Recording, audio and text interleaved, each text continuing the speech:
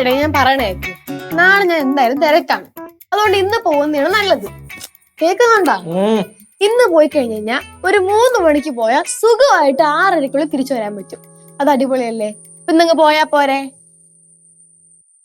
നാളെ പോയാ പോരെ? എടാ അതല്ലേ പറഞ്ഞ നാളെ ഞാൻ തിരക്കാണെന്ന്. മാത്രമല്ല എന്ത് മടിയാ കേശു നിനക്ക്. മുന്നേക്കെ പടവലെന്ന് പറഞ്ഞാ മതി, അപ്പോഴേക്കും വണ്ടി എടുത്തങ്ങ് പോകും നീ. വന്ന് ഭയങ്കര മടി തന്നെ കേട്ടോ. കൊച്ചെന്നാണ് വിചാരം. കൊച്ചു നല്ല അടി കിട്ടും നിനക്ക്. എനിക്കറിഞ്ഞൂടാ.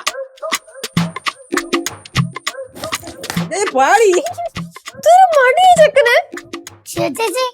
ഗൗരമ്മയുടെ റൂം മൊത്തം വൃത്തിയാക്കി. അതിപ്പോ നിന്നെ വൃത്തിയാക്കിയത് അമ്മായിനെ എന്ത് വന്നിട്ടാ? അമ്മായി വരുന്നതും പോകുന്നതും ഒന്നും നമുക്ക് ചിന്തിക്കാൻ പറ്റത്തില്ല. അമ്മായി ഒരു കൊടുങ്കാറ്റാ. കൊറേ നാളും കൊണ്ട് അമ്മായി പറയാ ചെറിയങ്കീഴ് വരെ ഒന്ന് ചെല്ലാൻ, പക്ഷെ പോവാൻ പറ്റില്ല. പോയില്ലെങ്കി മോശമാ. ആര് പോയില്ലെങ്കി ആർക്ക് മോശാന്ന്? അല്ല, നമ്മളെല്ലാരും പോയില്ലെങ്കി മോശമാണ്.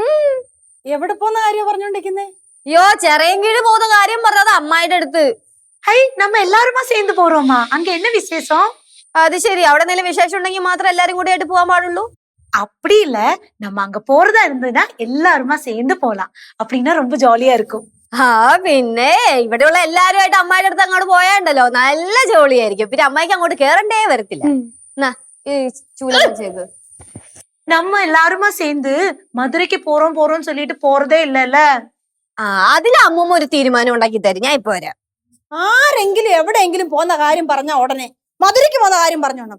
ഇതിന് മാത്രം അവിടെ എന്തോ ഇരിക്കുന്നു? அம்மா, மதுரையில உலகத்துல இருக்கிற எல்லாமே இருக்குமா? എല്ലാം ഇരിക്കുന്നു. ഇവിടുത്തെ അടുക്കള അവിടെ ഇരിപ്പുണ്ടോ? என்னம்மா இது? இங்கത്തെ അടുക്കള எப்படியம்மா மதுரையில இருக்கும்?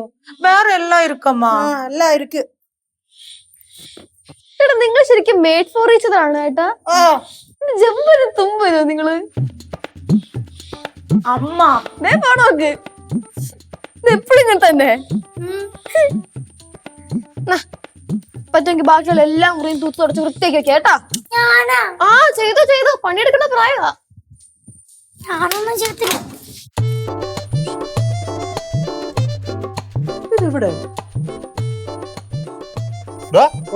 നീ എന്താ ആമറിഞ്ഞു വരുന്നേ? ഇവിടെ ഒന്നും സ്ഥലമില്ലാത്തോണ്ട് അവിടെ പോയി കിടന്നുറങ്ങുമായിരുന്നു. ആന്നല്ലേ പിന്നെ ഞാന് ഇങ്ങനെ നോക്കി എന്താണ് മുഖം വല്ലാണ്ടിരിക്കുന്നത്? ഈ ഉറക്കത്തിന് എണീറ്റിന്റെ ആയിരിക്കും. ഉറക്കം ശരിയായില്ലല്ലോ. ഉറക്കം തെറ്റിക്കഴിഞ്ഞാലേ എല്ലാം തെറ്റും. ഞാൻ കൊറേ ദുബായ് കിടന്ന് അനുഭവിച്ചതാ. എന്തനുഭവിച്ച കാര്യാ? ഗൾഫിലെ ഒട്ടകത്തിനെ മേയ്ക്കാൻ പോയതാ. ലച്ചൂസേ, ഒട്ടകത്തിനെ മേയ്ക്കല് മാത്രമല്ല അവിടെ പണി. മറ്റു ജോലികൾ ചെയ്യുന്ന പ്രവാസികളുടെ ബുദ്ധിമുട്ട് ലച്ചൂസിന് വല്ല ധാരണയുണ്ടോ? അത്യാവശ്യം കുറച്ചൊക്കെ ധാരണയുണ്ട്. ഞാനൊരു കാര്യം പറയട്ടെ, ഈ വേട്ടാവളിന് അവിടെ എന്തെങ്കിലും ജോലി സെറ്റ് ചെയ്ത് കൊടുക്കാൻ പറ്റുമോ?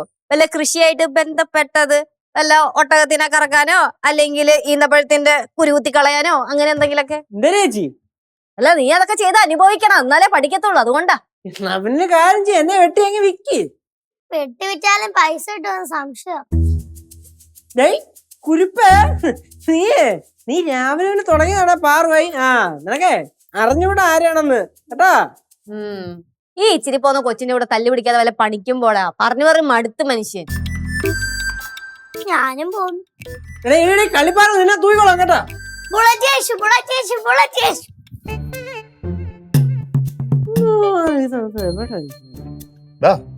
എന്താടാ?